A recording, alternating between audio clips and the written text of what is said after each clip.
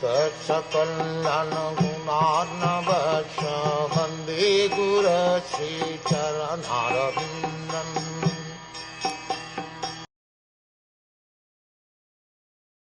O best among the twice-born, it is therefore concluded that the highest perfection one can achieve by discharging the duties prescribed for one's own occupation according to caste divisions and orders of life is to please the personality of Godhead.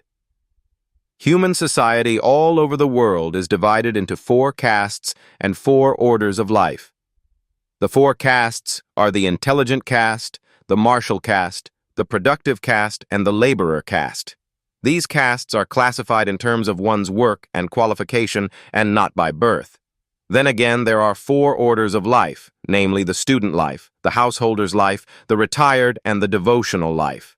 In the best interest of human society, there must be such divisions of life, otherwise no social institution can grow in a healthy state.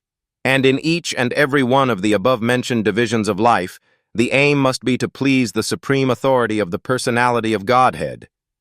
This institutional function of human society is known as the system of Varnashrama Dharma, which is quite natural for the civilized life. The Varnashram institution is constructed to enable one to realize the absolute truth. It is not for artificial domination of one division over another. When the aim of life, example, realization of the absolute truth, is missed by too much attachment for indriya tripti, or sense gratification, as already discussed herein before, the institution of the Varnashrama is utilized by selfish men to pose an artificial predominance over the weaker section. In the Kali Yuga, or in the age of quarrel, this artificial predominance is already current, but the saner section of the people know it well that the divisions of castes and orders of life are meant for smooth social intercourse and high-thinking self-realization and not for any other purpose. Herein the statement of Bhagavatam is that the highest aim of life or the highest perfection of the institution of the Varnashram Dharma is to cooperate jointly for the satisfaction of the Supreme Lord.